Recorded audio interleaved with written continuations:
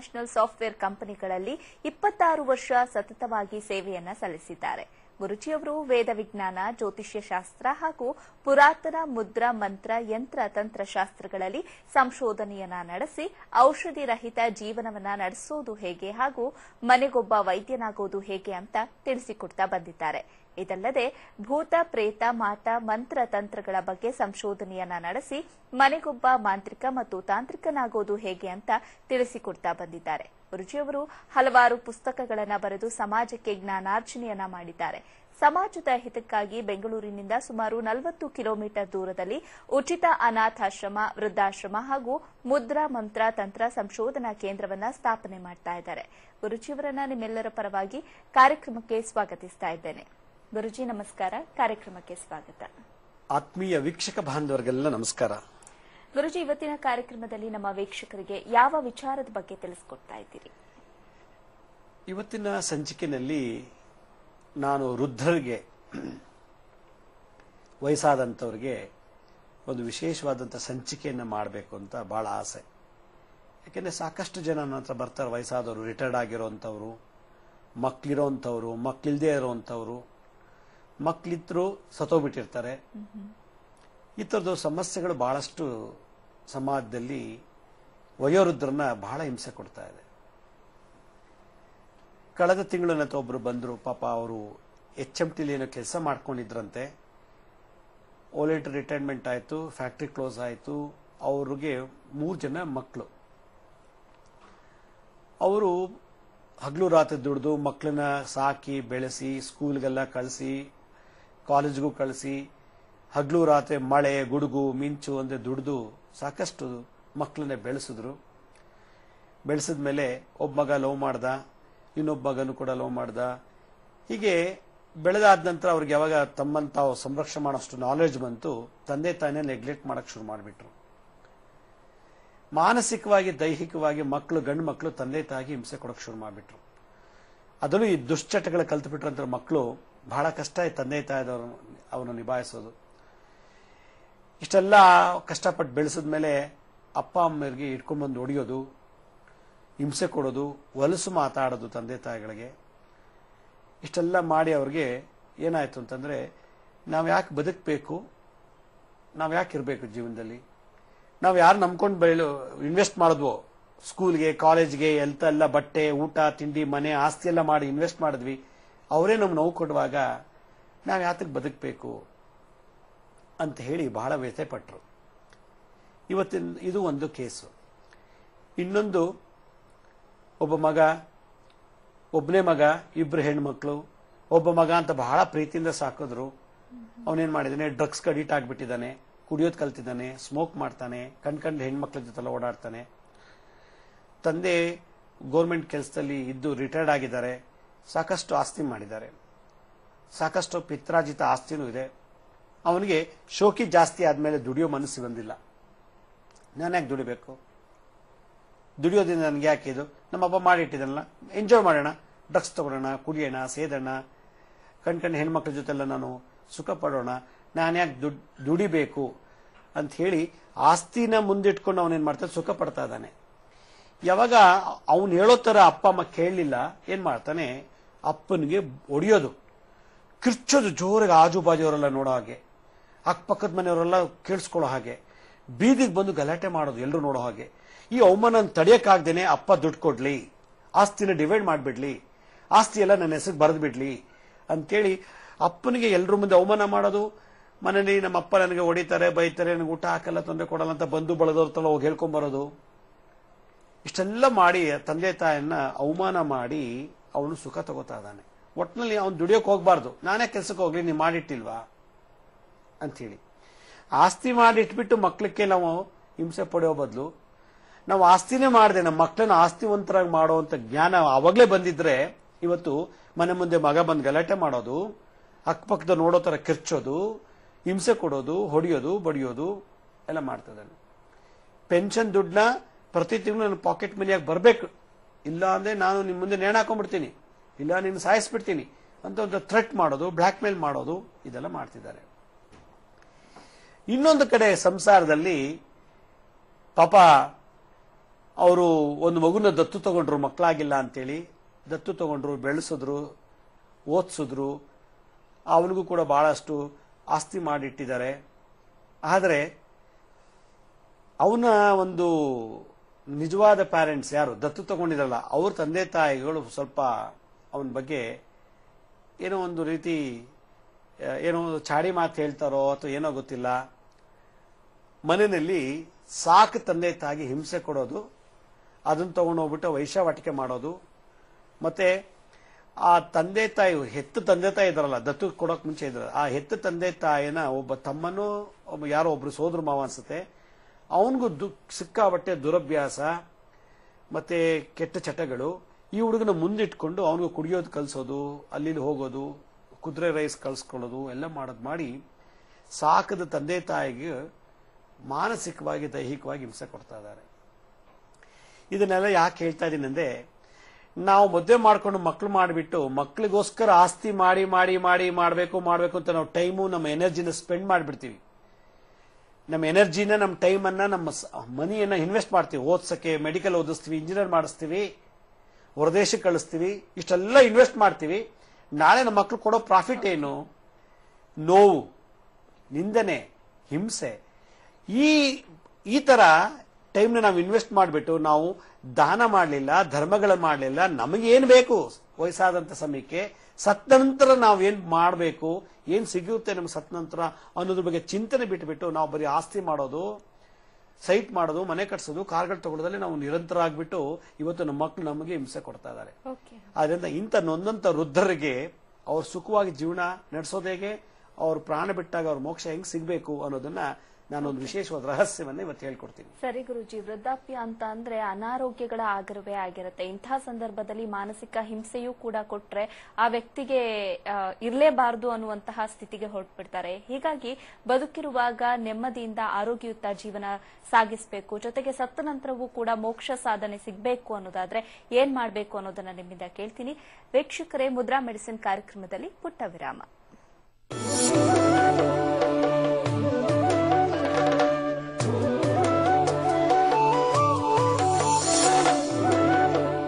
ವಿರಾಮದ ನಂತರ ಮುದ್ರಾ ಮೆಡಿಸಿನ್ ಕಾರ್ಯಕ್ರಮಕ್ಕೆ ಮತ್ತೊಮ್ಮೆ ಸ್ವಾಗತ.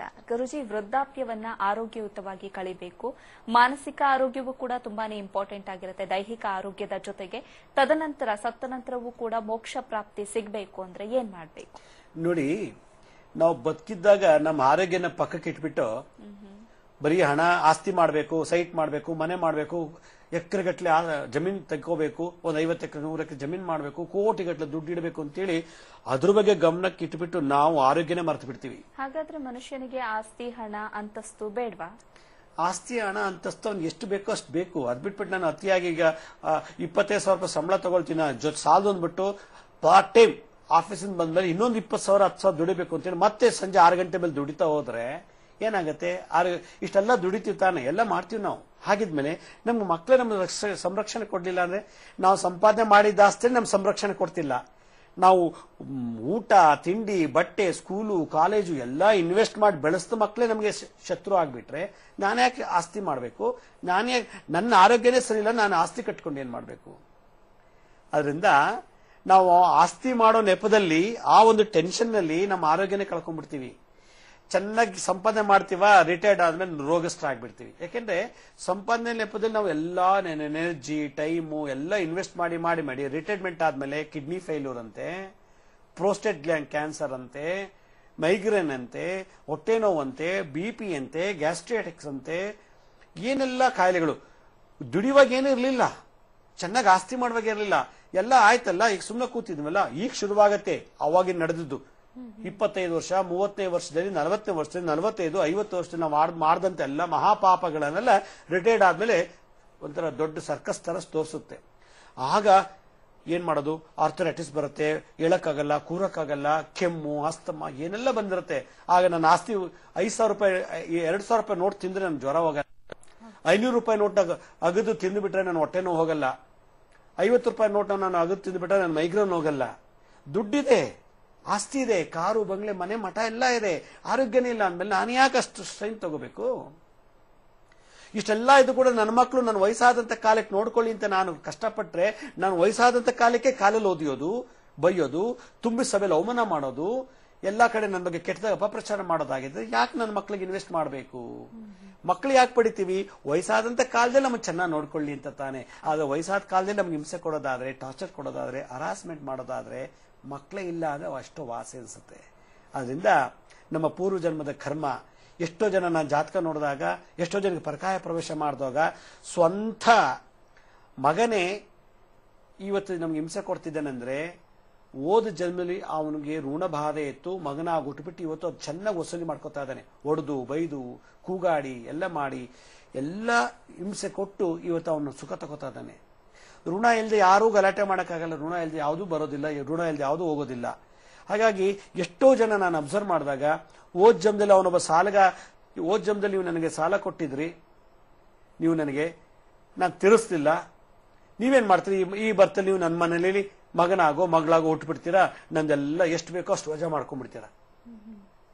ಅಥವಾ ಓದ್ ಜನ್ಮದಲ್ಲಿ ನಾನು ನಿಮ್ಗೆ ಒಂದು 5 ಲಕ್ಷ 10 ಲಕ್ಷ ದುಡ್ಡು ಕೊಟ್ಟಿದ್ದೆ, ಅಥವಾ ಯಾವುದೋ ಒಂದು ಆಸ್ತಿ ಕೊಟ್ಟಿದ್ದೆ, ನೀವು ಮೋಸ ಮಾಡಿದ್ರಿ, ಈಗ ನಾನು ನಿಮ್ಮ ಮನೇಲಿ ಮಗನಾಗಿ ಹುಡ್ತೀನಿ, ಹುಟ್ಬಿಟ್ಟು ಅದನ್ನು ವಸೂಲಿ ಮಾಡೋಕೆ ನಾನು ಪ್ರಯತ್ನ ಪಡ್ತೀನಿ. ಯಾವ ರೀತಿ? ಈ ರೀತಿ ಹಿಂಸೆ ಕೊಟ್ಟು ಅಪ್ಪ ಅಮ್ಮ. ಅದರಿಂದ ಯಾರ ಮನೆಯಲ್ಲಿ ಮಕ್ಕಳು ಹಿಂಸೆ ಕೊಡ್ತಿದ್ದಾರೆ ಅಂದ್ರೆ ನಿಮ್ಗೆ ಓದ್ ಜನ್ಮದ ಅವ್ನ ಋಣ ಇತ್ತು, ಅದಕ್ಕೆ ಮಗನಾಗೋ ಮಗಳಾಗೋ ಹುಟ್ಟುಬಿಟ್ಟು ಇದನ್ನು ವಸೂಲಿ ಮಾಡ್ಕೊಳ್ತಾ ಇದ್ದಾನೆ ಅನ್ನೋದನ್ನ ಅರ್ಥ ಮಾಡ್ಕೋಬೇಕು. ಇದು ಕರ್ಮ ಸಿದ್ಧಾಂತ. ಎಷ್ಟೋ ಕಡೆ ಹೇಳ್ತಾರೆ, ಒಬ್ಬ ಮಗ MSc ಕೆಮಿಸ್ಟ್ರಿ ಮಾಡಿದ್ದಾನೆ, MSc ಕೆಮಿಸ್ಟ್ರಿ ಮಾಡಿ ಒಳ್ಳೆ ಯೂನಿವರ್ಸಿಟಿ ಡಿಗ್ರಿ ತಗೊಂಡಿದ್ದಾನೆ, ಗೋಲ್ಡ್ ಮೆಡಲಿಸ್ಟ್ ಅವನು.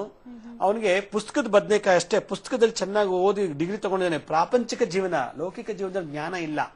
ಅದೇ ಅವನ ಜೊತೆಲಿ ಇದ್ದವರು 2nd ಕ್ಲಾಸ್ ಆಗಿದ್ದವರು 3rd ಕ್ಲಾಸ್ ಅಲ್ಲಿ ಪಾಸ್ ಆದವ್ರಿಗೆಲ್ಲ ಕೆಲಸ ಸಿಕ್ಕಿದೆ ಫಾರ್ಮಾಕ್ಯೂಟಿಕಲ್ ಕಂಪ್ನಿಲಿ. ಇವನು MSc ಕೆಮಿಸ್ಟ್ರಿ ಪಾಸ್ ಆಗಿದ್ದು ಗೋಲ್ಡ್ ಮೆಡಲ್ ಆದ್ರೂ ಕೂಡ ಕೆಲಸ ಸಿಕ್ಕಿಲ್ಲ. ಯಾಕೆಂದ್ರೆ ಓದಲ್ ಎಕ್ಸ್ಪರ್ಟ್, ಇಂಟರ್ನಲ್ ಫೇಲ್ಯೂರ್. ಎಲ್ಲಾ ಕಡೆ ಹೋಗಿ ಕೆಲಸ ಹುಡುಕಿ ಸಾಕಾಯ್ತು, ಕೊನೆಗೆ ಅವನಿಗೆ ಕೆಲಸನೇ ಇಲ್ಲ. ಅವನ ಕ್ಲಾಸ್ಮೇಟ್ಸ್ ಎಲ್ಲ ಕೆಲಸದಲ್ಲಿದ್ದಾರೆ, ಇವನು ಕೆಲಸದಲ್ಲಿಲ್ಲ. ಇವನು ಬಂದು ಬಳಗೆಲ್ಲ ಏನೋ ನೀ ಗೋಲ್ಡ್ ಮೆಡ್ಲು ಕೆಲಸನೇ ಇಲ್ವಲ್ಲೋ ಅಂತ ಎಲ್ಲ ಅವಮಾನ ಮಾಡ್ತಿದ್ದಾರೆ, ಫ್ರೆಂಡ್ಸ್ ಎಲ್ಲ ಅವಮಾನ ಮಾಡ್ತಿದ್ದಾರೆ. ಕೊನೆಗೆ ಏನಾಯ್ತು, ಅವನಿಗೆ ಒಂಥರ ಡಿಪ್ರೆಷನ್ ಬಂತು. ಅಪ್ಪ PW ಡಿಪಾರ್ಟ್ಮೆಂಟ್ ಅಲ್ಲಿ ಕೆಲಸದಲ್ಲಿದ್ದ, ರಿಟೈರ್ಡ್ ಆಗಕ್ಕೆ ಇನ್ನು 3 ವರ್ಷ ಬಾಕಿ ಇತ್ತು. ಅಮ್ಮ ಮತ್ತೆ ಅಕ್ಕ ತಂಗಿರೆಲ್ಲ ಚಾಮುಂಡಿ ಬೆಟ್ಟಕ್ಕೆ ಹೋಗಿದ್ದಾರೆ ದೇವಸ್ಥಾನಕ್ಕೆ ಅಂತ, ಆಷಾಢ ಶುಕ್ರವಾರ ಅಂತ ಹೇಳಿ ದೇವರ ದರ್ಶನ ಮಾಡ್ಲಿಕ್ಕೆ. ಮನೇಲಿ ಅಪ್ಪ ಮಲಗಿದ್ದಾರೆ, ಭಾನುವಾರ ಶುಕ್ರವಾರ ದಿವಸ ಏನೋ ಗೊತ್ತಿಲ್ಲ, ಮಲ್ಕೊಂಡಿದ್ದಾರೆ. ಪಕ್ಕದಲ್ಲಿ ದಿಂಬಿತ್ತು, ದಿಂಬ್ ತಗೊಂಡೋಗ ಅಪ್ಪನ ಹಾಕಿ ಇಸುಕಿ ಸಾಯಿಸ್ಬಿಡ್ತಾನೆ. ಇಸುಕಿ ಸಾಯಿಸ್ಬಿಟ್ಟು ಅಪ್ಪ ಸತ್ತೋದ್ರು ಹಾರ್ಟ್ ಅಟ್ಯಾಕ್ ಅಂತಾರೆ. ಯಾಕೆಂದ್ರೆ ಗೋಲ್ಡ್ ಮೆಡಲ್ ಇದ್ದು ಪಡೆದು ಕೂಡ ಅವರಿಗೆ ಕೆಲಸ ಸಿಕ್ಕಿಲ್ಲ, ಬಂಧುಗಳಿಗೆ ಟೀಕೆ ಮಾಡ್ತಾರೆ, ಯಾರು ಹೆಣ್ಣು ಕೊಡ್ತಿಲ್ಲ ಮದ್ವೆ ಮಾಡ್ಕೊಳ್ಳಿಕ್ಕೆ, ಕೆಲಸ ಇಲ್ಲ ಅಂತೇಳಿ. ಕೆಲಸ ಇಲ್ದವ್ನಿಗೆ ಏನ್ರಿ ಮದ್ವೆ ಮಾಡೋದು ಅಂತಾರೆ. ಹೀಗಾಗಿ ಕೆಲಸ ಇಲ್ಲ, ಮದುವೆ ಆಗ್ತಿಲ್ಲ, ಇದೆಲ್ಲ ಜಿಗುಪ್ಸೆ ಬಂದ್ಬಿಟ್ಟು ಅಪ್ಪನ್ನೇ ಸಾಯಿಸ್ಬಿಟ್ಟ. ಅಪ್ಪನ ಸಾಯಿಸ್ಬಿಟ್ಮೇಲೆ ಕಾಂಪನ್ಸೇಷನ್ ಜಾಬ್ ತಗೊಂಡ್ಬಿಟ್ಟ ಗೌರ್ಮೆಂಟ್ ಅಲ್ಲಿ. ಇದನ್ನೆಲ್ಲ ನೋಡಿದಾಗ ನಮ್ಗೆ ಮಕ್ಕಳು ಬೇಕಾ ಅನ್ಸುತ್ತೆ. ಹಾಗಿದ್ಮೇಲೆ ನಾವು ಮಕ್ಕಳಿಗೋಸ್ಕರ ಆಸ್ತಿ ಮಾಡ್ಲಿಕ್ಕೆ ನಮ್ಮ ಎನರ್ಜಿ, ನಮ್ಮ ಮನಿ, ನಮ್ಮ ಶಕ್ತಿ ಎಲ್ಲ ಇನ್ವೆಸ್ಟ್ ಮಾಡಬಹುದು.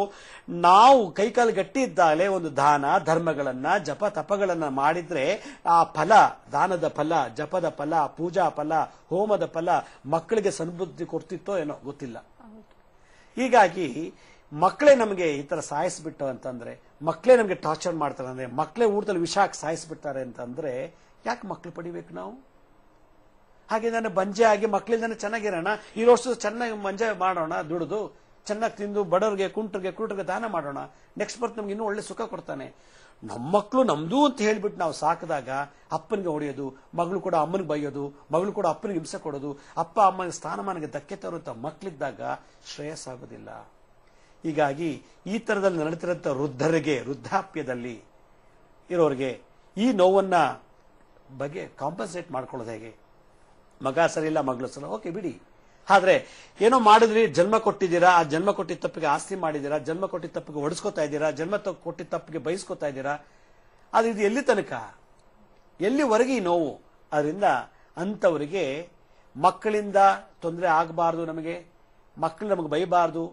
ಮತ್ತೆ ಇರೋಷ್ಟು ದಿವಸ ನಾವು ಚೆನ್ನಾಗಿ ನಗನಗ್ತಾ ಇದ್ದು, ಮಗ ಎಂತವನೇ ಆಗಿರ್ಲಿ, ಅವ್ನು ಕುಡಿತಾನೋ ಸೇತಾನೋ ಡ್ರಗ್ಸ್ ತಗೋತಾನೋ ತೊಂದರೆ ಕೊಡ್ತಾನೋ, ಮಗಳು ಎಂತವಳೆ ಆಗಿರ್ಲಿ, ಆದ್ರೆ ನಮ್ಗಿರೋ ತನಕ ಅವರಿಂದ ತೊಂದರೆ ಬರಬಾರ್ದು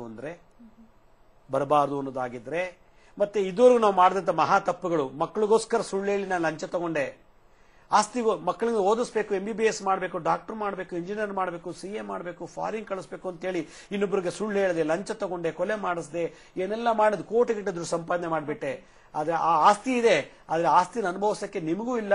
ಆದ್ರೆ ಆಸ್ತಿ ಕುಡಿತದಿಂದ, ವೈಶ್ಯವಾಟಿಕೆಯಿಂದ, ಡ್ರಗ್ಸ್ ಇಂದ ಹಾಳಾಗ್ತಿದೆ. ಯಾಕೆ ನಾನು ಹೆಂಗ್ ಸಂಪಾದನೆ ಮಾಡಿದ್ನೋ ಹಂಗೆ ಇನ್ನೊಂದು ರೂಟಲ್ಲಿ ಮಕ್ಕಳು ಮುಖಾಂತರ ಕಲಿಸ್ತಾ ಇದ್ದಾನೆ, ಕಳ್ಕೊಳ್ಳೋಂಗ್ ಮಾಡ್ತಾ ಇದ್ದಾನೆ ಭಗವಂತ.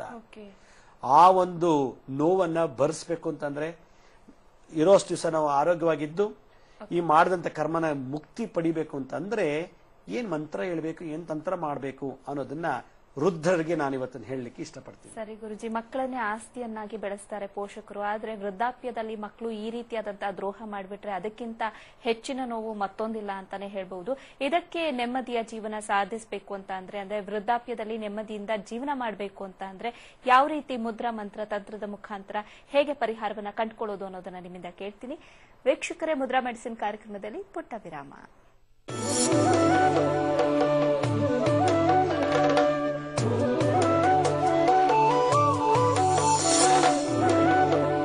ವಿರಾಮದ ನಂತರ ಮುದ್ರಾ ಮೆಡಿಸಿನ್ ಕಾರ್ಯಕ್ರಮಕ್ಕೆ ಮತ್ತೊಮ್ಮೆ ಸ್ವಾಗತ.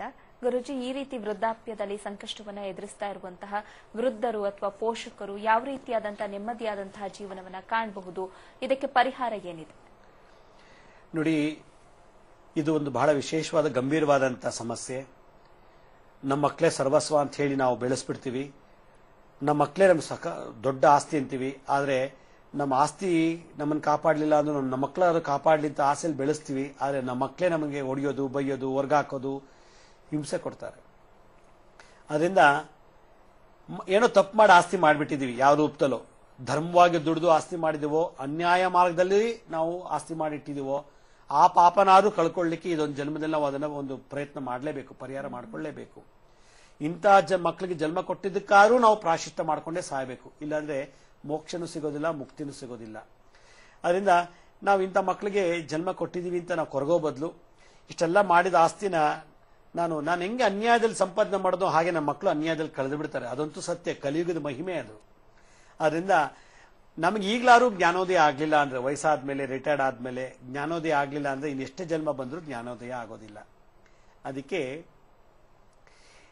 ಈ ಒಂದು ಗರುಡ ಪುರಾಣದಲ್ಲಿ ಮತ್ತೆ ರುದ್ರಯಾಮಳ ತಂತ್ರಸಾರದಲ್ಲಿ ನಾವು ಜೀವಿತ ಕಾಲದಲ್ಲಿ, ಚೆನ್ನಾಗಿದ್ದಂಥ ಕಾಲದಲ್ಲಿ ಅನ್ಯಾಯದಲ್ಲೋ ಅಧರ್ಮದಲ್ಲೋ ನಾವು ಸಂಪಾದನೆ ಮಾಡಿ ಸುಖ ಪಡೆದು, ಮತ್ತೆ ಮಕ್ಕಳಿಂದ ಜನ್ಮದಲ್ಲಿ ನಾವು ಈ ಶತ್ರುಗಳಾಗಿದ್ರು, ಈ ಜನ್ಮದಲ್ಲಿ ನಮ್ಮ ಮಕ್ಕಳಾಗಿ ಹುಟ್ಟುಬಿಟ್ಟು ಆ ಶತ್ರುತ್ವವನ್ನು ನಾವು ಈ ರೀತಿ ತೀರಿಸ್ಕೊಳ್ತಿರ್ತಾರಲ್ಲ, ಆ ದೋಷವನ್ನು ಕಳ್ಕೊಳ್ಳಿಕ್ಕೆ ಒಂದು ಮಂತ್ರ ತಂತ್ರ ಪ್ರಯೋಗವನ್ನು ವರ್ಣನೆ ಮಾಡಿದ್ದಾರೆ.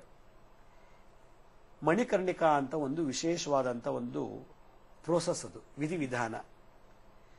ಅದು ಒಂದು ನದಿ ಅಂತ ಕರೀತಾರೆ, ಮಣಿಕರ್ಣಿಕಾ ಅಂತ ಹೇಳಿ.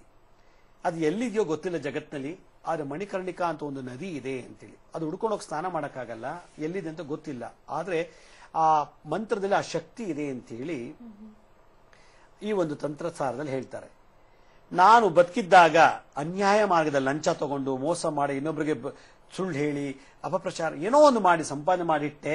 ಆದ್ರೆ ಆ ಪವರ್ ಇಂದ ಮಕ್ಕಳು ನನಗೆ ವಿರುದ್ಧವಾಗಿರ್ತಾರೆ, ಅಂದ್ರೆ ಹಿಂಸೆ ಕೊಡ್ತಿದ್ದಾರೆ ಅನ್ನೋ ಸಂಸಾರದಲ್ಲಿ ಯಾರೋ ಈ ತರ ಇತ್ತು ಅಂದ್ರೆ ನಮ್ಗೆ ಅರ್ಥ ಮಾಡ್ಕೋಬೇಕು. ನಾನು ದುಡಿಮೆಯಲ್ಲಿ ಬಹಳಷ್ಟು ಮೋಸ ಮಾಡಿ ಇಷ್ಟೆಲ್ಲ ಆಸ್ತಿ ಮಾಡಿದ್ದೀನಿ ಅಂತ ಅವನಿಗೆ ಜ್ಞಾನೋದಯ ಆದ್ರೆ, ಮೂರನೇದು ನಾನು ಜೀವನದಲ್ಲಿ ಬಹಳಷ್ಟು ತಪ್ಪು ಮಾಡಿದ್ದೀನಿ, ಆ ತಪ್ಪಿಗೆ ನಾನೀಗ ಪ್ರಾಯಶ್ಚಿತ್ತ ಮಾಡ್ಕೋಬೇಕು ಅಂತ ಏನೋ ಅರಿವು ಬೇಕು ಅಂತಂದ್ರೆ ಇದ್ರೆ ಈ ಮಂತ್ರ, ಈ ತಂತ್ರ ವರ್ಕೌಟ್ ಆಗ್ಬಿಡುತ್ತೆ. ಇಲ್ಲ ನಾನು ಲಂಚ ತಗೊಂಡಿದ್ದು ಕೂಡ ನಾನು ಲಂಚನೇ ತಗೊಂಡಿಲ್ಲ ಅಂದ್ಬಿಟ್ರೆ ಈ ಮಂತ್ರ ವರ್ಕ್ ಆಗಲ್ಲ.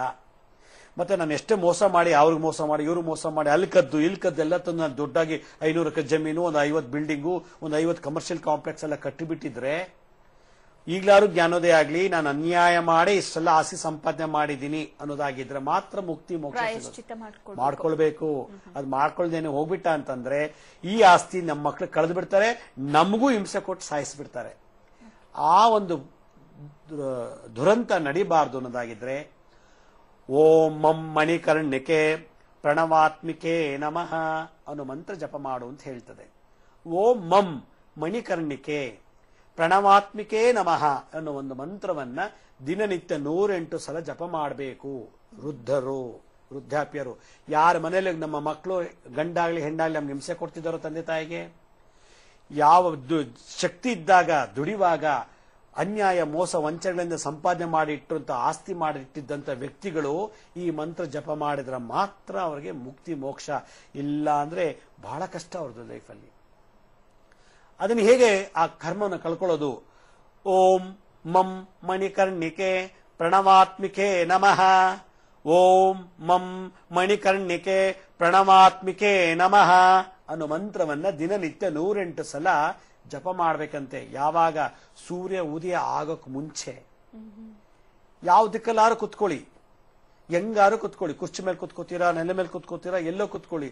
ಒಟ್ನಲ್ಲಿ ಈ ಮಂತ್ರವನ್ನ ಜಪ ಮಾಡಿದಾಗ ನಿಮ್ಮ ಮಕ್ಕಳು ನಿಮ್ಗೆ ಹೊಡಿಯಲ್ಲ, ಬೈಯಲ್ಲ, ಹಿಂಸೆ ಕೊಡೋದಿಲ್ಲ, ಮತ್ತೆ ಆರೋಗ್ಯನೂ ಸುಧಾರಿಸುತ್ತೆ. ನೀವು ಮಾಡಿದಂತ ಮಹಾಪಾಪ, ಲಂಚ ತಗೊಂಡಿದ್ದು, ಇನ್ನೊಬ್ರು ಮೋಸ ಮಾಡಿದ್ದು, ಇನ್ನೊಬ್ಬರ ಬಗ್ಗೆ ಹೇಳಿದ್ದು, ಕದ್ದಿದ್ದು, ಸುಳ್ಳು ಎಲ್ಲ ಮಾಡಿ ದೊಡ್ಡ ಬಂಗ್ಲೆ ಕಟ್ಕೊಂಡಿದೀವಿ, 100 ಎಕರೆ ಆಸ್ತಿ ಮಾಡಿಬಿಟ್ಟಿದೀವಲ್ಲ, ಆ ದೋಷ ಕಳ್ಕೊಳ್ಳಿಕ್ಕಾದ್ರೂ ಈ ಮಂತ್ರ ಜಪ ಮಾಡಲಿಲ್ಲ ಅಂದ್ರೆ ನೆಕ್ಸ್ಟ್ ಬರ್ತು ಪ್ರಾಣಿ ಜನ್ಮಕ್ಕೆ ಹೋಗ್ತಾನಂತೆ. ಗರುಡ ಪುರಾಣ ಹೇಳೋದಿದು.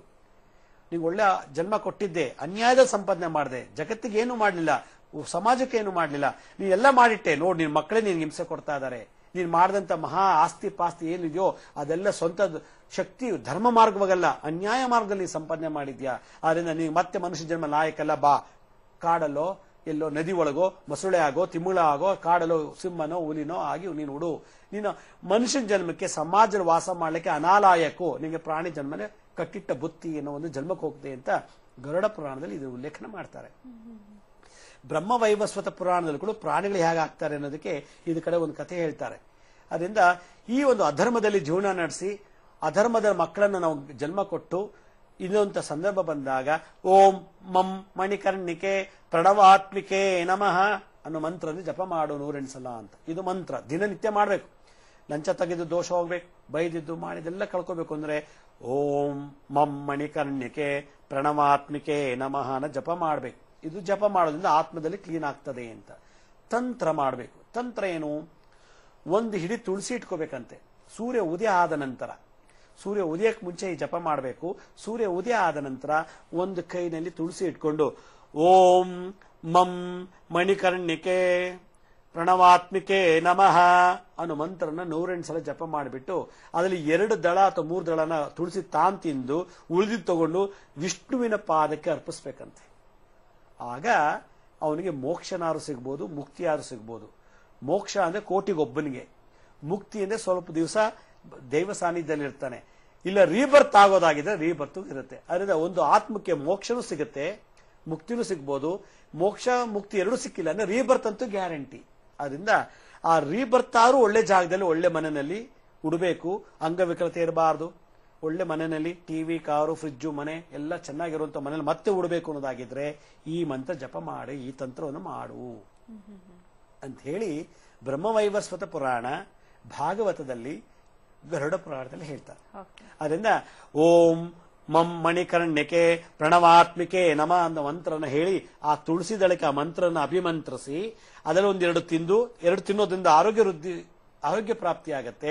ಉಳಿದಿದ್ದು ಆ ಭಗವಂತನ ಅಂದ್ರೆ ನಾರಾಯಣ ನಾಮ ಹಾಕಿರೋ ದೇವರಿಗೆ, ಶಿವನಿಗಲ್ಲ, ನಾಮ ವಿಷ್ಣುವಿಗೆ ಅದನ್ನ ತಗೊಂಡಾಗ ಆ ತುಳಸಿನ ಅರ್ಪಿಸ್ಬೇಕಂತೆ. ಎಲ್ಲೂ ಇಲ್ಲ ಅಂದಾಗ ತಗೊಂಡೋಗ್ಬೋದು. ಯಾವ್ದಾರ ಒಂದು ಶ್ರೀನಿವಾಸ, ಪಾಂಡುರಂಗ, ರಾಮ, ಆಂಜನೇಯ ಇಂಥ ದೇವಸ್ಥಾನಕ್ಕೆ ಪುರೋಹಿತ ಕೈಲಿ ಕೊಟ್ಬಿಟ್ಟು ಇದನ್ನ ತೆಗೆದು ಅರ್ಚನೆ ಮಾಡಿ ಇದನ್ನ ಪಾದಕ್ಕೆ ಹಾಕ್ಬಿಡಿ ಅಂತ ಕೊಟ್ಬಿಟ್ಟ ಅಂತಂದ್ರೆ ಮನೆಯಲ್ಲಿ ಮಕ್ಕಳಿಂದ ಹಿಂಸೆ ತಪ್ಪುತ್ತೆ, ಮತ್ತೆ ಆರೋಗ್ಯನೂ ವೃದ್ಧಿ ಆಗುತ್ತಂತೆ. ಅದರಿಂದ ವೃದ್ಧರಿಗೆ ಈ ಒಂದು ಬಂಧನದಿಂದ ಬಿಡುಗಡೆ ಆಗ್ಬೇಕು ಅಂತ ಅನ್ನೋದಾದ್ರೆ ಓಂ ಮಂ ಮಣಿಕರ್ಣಿಕೆ ಪ್ರಣವಾತ್ಮಿಕೆ ನಮಃ ಅನ್ನೋ ಮಂತ್ರ ಜಪ ಮಾಡಿ. ಅದರಿಂದ ನಾನು ಎಲ್ಲಾ ತರ ಎಪಿಸೋಡ್ ಮಾಡಿದೆ. ವೃದ್ಧರಿಗೆ ಈ ರೀತಿ ನರಳುತ್ತಾ ಇರುವಂತ ವೃದ್ಧರಿಗೆ ಒಂದು ಸಾಯು ಸಮಯದಲ್ಲಾರು ಅವ್ರಿಗೆ ಸುಖ, ಶಾಂತಿ, ಆರೋಗ್ಯ ಪ್ರಾಪ್ತಿ ಆಗ್ಲಿ ಅಂತ ಹೇಳಿ ಸಿಗ್ಬೇಕು ಅನ್ನೋ ಒಂದು ಆಸೆಯಿಂದ ಈ ಒಂದು ಸಂಚಿಕೆಯನ್ನು ಮಾಡಿದೀವಿ. ಸರಿ ಗುರುಜಿ, ಕಾರ್ಯಕ್ರಮದಲ್ಲಿದ್ದು ತಂತ್ರ ಹಾಗೆ ಮಂತ್ರದ ಮುಖಾಂತರ ನೆಮ್ಮದಿಯುತ ಆರೋಗ್ಯಕರ ವೃದ್ಧಾಪ್ಯ ಜೀವನ ಹಾಗೆ ಸತ್ತ ನಂತರ ಮೋಕ್ಷ ಪ್ರಾಪ್ತಿ ಹೇಗೆ ಮಾಡ್ಕೊಳ್ಳೋದು ಅನ್ನೋದನ್ನ ತಿಳಿಸ್ಕೊಟ್ರಿ. ಧನ್ಯವಾದ. ಸಾಯಿರಾಮ್. ವೀಕ್ಷಕರೇ, ನೀವು ಕೂಡ ಗುರುಜಿಯವರನ್ನ ಕಚೇರಿಯಲ್ಲಿ ನೇರವಾಗಿ ಭೇಟಿಯಾಗಬಹುದು. ಕಾರ್ಯಕ್ರಮದ ಕೊನೆಯಲ್ಲಿ ಗುರುಜಿಯವರ ಕಚೇರಿಯ ದೂರವಾಣಿ ಸಂಖ್ಯೆಗಳು ಹಾಗೆ ವಿಳಾಸ ಬರುತ್ತೆ, ನೋಟ್ ಮಾಡ್ಕೊಳ್ಳಿ ಅಂತ ಹೇಳ್ತಾ ಇವತ್ತಿನ ಕಾರ್ಯಕ್ರಮವನ್ನು ಮುಗಿಸ್ತಾ ಇದ್ದೀನಿ. ನೋಡ್ತಾ ಇರಿ ಸರಳ ಜೀವನ, ಇದು ಮನುಕುಲದ ಒಳಿತಿಗಾಗಿ.